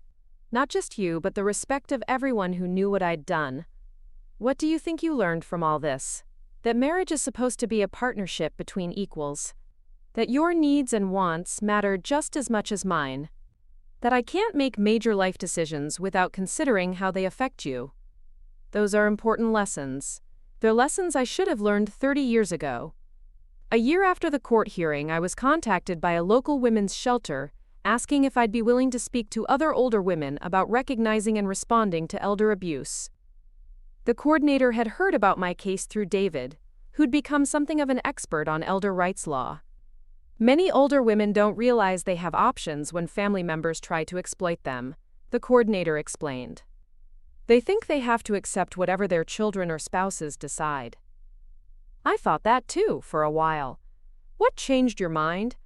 I realized that being older doesn't mean I stop being a person with rights. And I learned that sometimes the people who are supposed to love you are the ones you need protection from. I agreed to speak and found that I enjoyed sharing my story with other women facing similar situations. Many of them had been told they were being unreasonable or difficult for refusing to give up their homes, their money, or their independence to accommodate family members. The thing to remember, I told one group, is that family obligations go both ways. Yes, we should help our children when we can, but they also have obligations to treat us with respect and consideration. What if they say we're being selfish? One woman asked. Then you ask them why protecting your own security and well-being is selfish, but expecting you to sacrifice everything for their convenience isn't. Speaking to these groups reminded me how much I'd grown during my ordeal. I'd gone from being someone who accommodated everyone else's needs to being someone who understood my own worth and was willing to fight for my rights. Frank and I ultimately decided to stay married, but our relationship was fundamentally different now. We made decisions together, with equal input and mutual respect. He no longer assumed he knew what was best for me, and I no longer deferred to his wishes without considering my own needs.